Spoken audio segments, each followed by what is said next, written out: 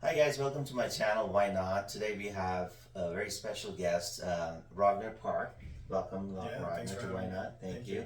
And I know you're busy with your schedule and so forth, so I really appreciate you taking your time to come and educate all of us and people out there about loans and so forth. Yeah. So today, the part one is going to be about of course, like approvals, what a person should expect, what type of loans are there, and also interest rates, what's going on right now. Awesome. So, can you please talk a little bit about you, like how long you've been doing this and so forth? Yeah. So, in the description, I'll put your information so people can reach Thank you. you out for Yeah. for their future purchases and Yeah. all that. Yeah.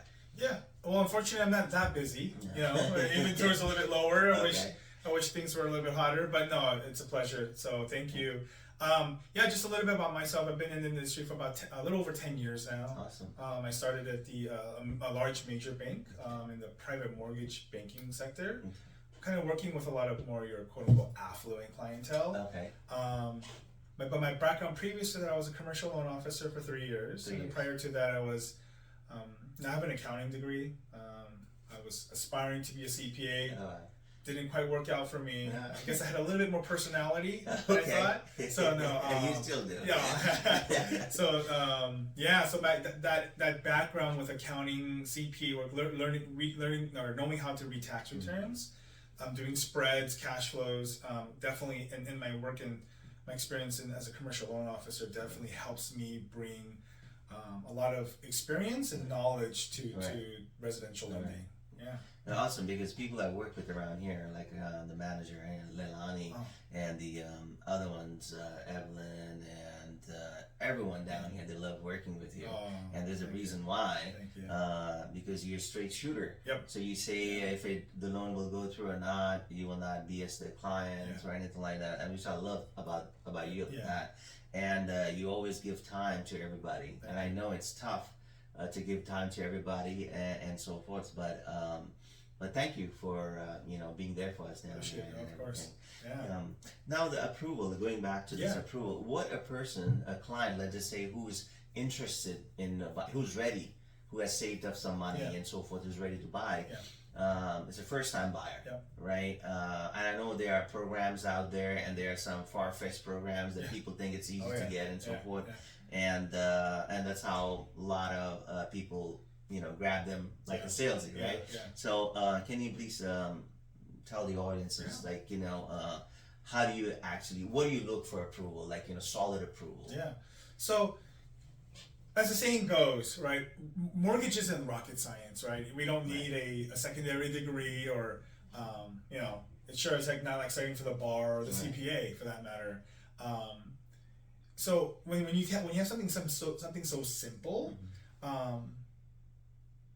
and so something that can be easily comprehensible, you just got to really market it to attract people, right? And so when it comes down to mortgages, it's actually quite simple. So as far as the qualifications, if you want me to talk about qualifications, generally it's really only 3 areas of qualifications.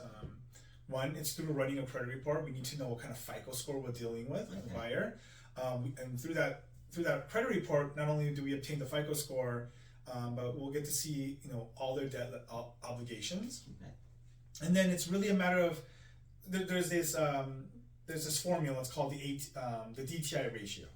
DTI, debt to income ratio. Simple, perhaps middle school math, right? It's you take your monthly debt obligations and you divide that by your gross monthly income. Now, how to get to the gross monthly income can be simple for others, a little bit more complicated for others. That's where you really want to consult with a loan officer. But all your debt obligations plus your proposed the new debt on the mortgage divided by your gross income, standard is 43%. You want to be less than 43%. There's some programs that will allow you to exceed that percentage. Others that are actually lower, but 43 is the standard. That is really the main criteria of pre-qualification. There are others as far as seasoning requirements on your assets. We need to prove, whether you have the funds that you're going to use towards down payment and closing costs have been seasoned and verified. You need an appraisal, to see if the property is in good standing, meets certain minimum requirements per the programs. But outside of that, it's fairly simple. As far as a pre-approval process goes, there's really three, right? So one, it's just where a loan officer sits with the client and does a verbal consultation. Hey, how much do you earn? What debts do you have? How much money do you have available to use towards down payment closing? And upon that interview, the loan officer can generate a pre-qualification. Okay. Doesn't hold too much weight nowadays, but at least it gives the client a good idea where they stand.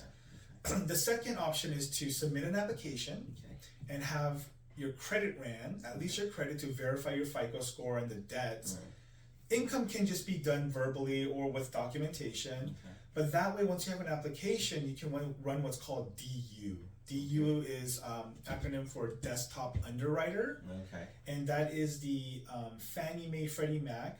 It's Fannie Mae's automated underwriting system.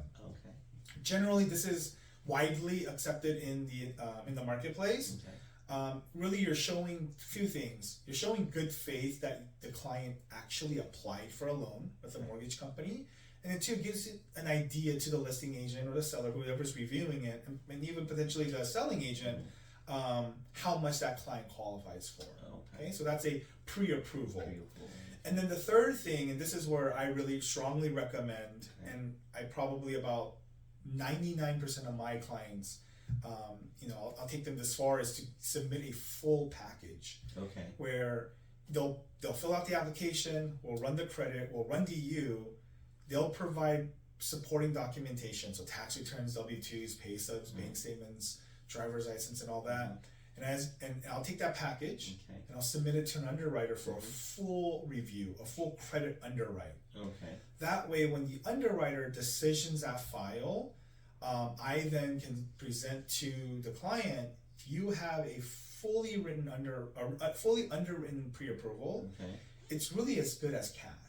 Because we can spell out all the conditions, underwriters vet it all out, so that way they can then go on into the marketplace with the utmost confidence, right, that they've been approved by an underwriter.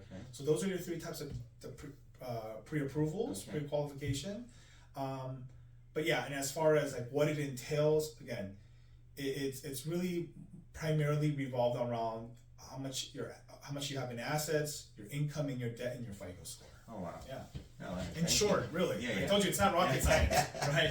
It's not rocket science. That's how good this person is right here. So, and what you see, what you get, and thank you for that. And you mentioned about the requirements, right? You talked about tax return. So how many years of tax return are you looking at? Generally it's in the key number is 2. So tax returns, W-2s, obviously as associated, it's 2 years. Pay stubs, generally it's 2 because most of us get either paid bi-weekly or semi-monthly. But we just need 1 month's worth of pay stubs. So usually 2, right? 2. Bank statements are also 2 months bank statements. So generally it's the magic number is 2. All right. Thank you. And now the loans, people always get confused. Conventional loan, FHA loan. When I first started a year and a half or 2 back, and you gave me a rundown, and I still haven't forgotten it. So thank you for that. Because as a realtor, like you got to know these things. At least something. And when it comes like more in depth, then naturally I refer them to you as I talk to the loan officer. And so forth. So by the way, congratulations on being a manager, managing now all that. Appreciate so it. definitely you worked hard, so you deserve it. So now, and then all rosy. Of course, I'm more responsible. Oh my goodness. Okay. Now, what types of loans are there? Great question. So I think this is where, the whole idea, this is not rocket science, and then there's just market, what mortgage is, and a lot of people get misled. And there's probably be some loan officers actually that are going to be watching this that might be like, man, I don't like that guy, right? So really, in America, I always say this, there's only 4.5 different mortgage products out there, or programs, sorry, not products, programs, okay? So real quickly, number one, you have your agency loans, right? Agency conforming, conventional. They're your two sister branches, Fannie Mae and Freddie Mac. They are currently under what's called a GSE, government-sponsored enterprise. They used to be private, right? They were perceived as a 20% down payment product, right? You bring 20%, you have good credit score, you use a Fannie Mae or Freddie Mac product, okay? Which is not the case though. You can do actually as little as 3% down payment, okay, on these conventional loans, okay? So you have that. I don't know the exact number, but I think it's around like 60% of all mortgages are underwritten through Fannie Mae, Freddie Mac. Okay, the agencies, 60% or more or less. Then you have your government loans. Okay, government loans comprise of two different programs or products. It's the FHA and the VA. The VA, if you were a service member, and thank you to all the service members. No, 0% down potentially. It's only offered to veterans. Okay, actually, veterans and current service members. That's a big thing that a lot of people don't know. Okay, active members can also qualify for a veteran loan without the DD 214. Okay, FHA loan. This is commonly perceived as a first-time homebuyers product or program, right? Created out of in the 40s or 30s. In response to the Great Depression, right? Americans came out with poor credit, shaky jobs, very little money, and thus this program was created. Now, over time, it's developed and marketed as like this amazing first-time home buyer product, and it is. It's a good product, but yeah, 3.5% down payment or as low as 3.5. You can have purchased a property within the past 3 years to utilize it's only for primary residence. Okay, so those are the two government loans. Then you have what's called the jumbo loans. Jumbo loans are proprietary. Usually, banks offer these jumbo loans.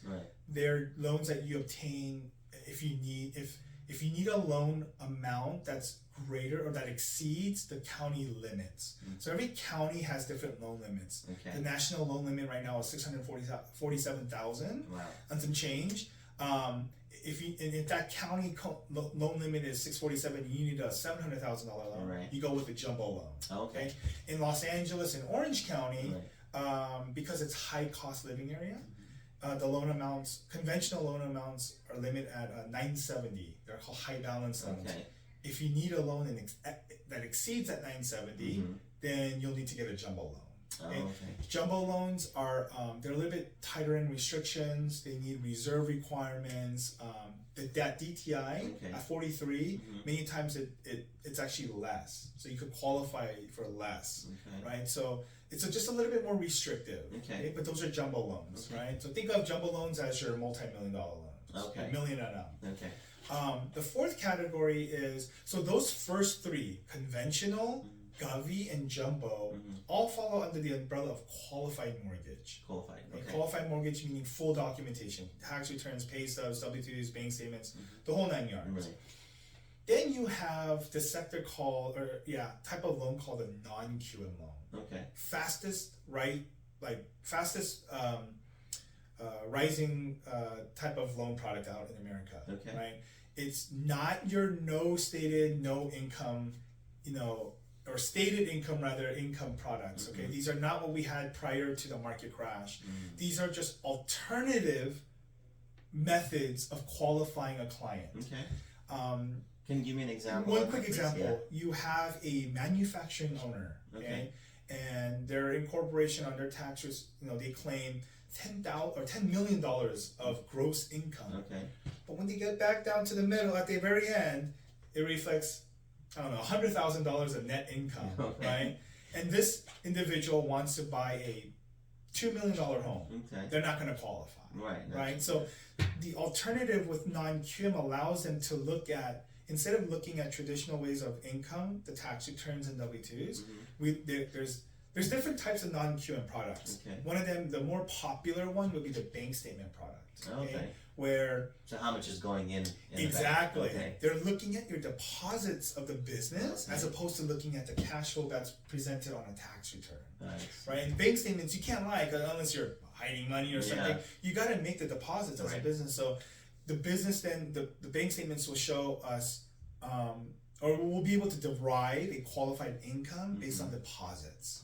So where here in the tax return they may have an annual income of 100,000 divided that by 12, a monthly qualified income of 8,300. Here, based on the there's hundreds of thousands of dollars being deposited in every month, we might derive like 50,000, 50 or 8, right? And so through this, you're obviously having a higher income. That's going to allow you to qualify for that. Again, going back to that DTI, the debt to income ratio, will allow you to obtain qualify for a larger loan. Yeah. So the people who are listening to this, they usually, and a lot of people don't know about this. Yes, you know a lot what I mean? don't. A lot of agents, don't. a lot of lenders haven't really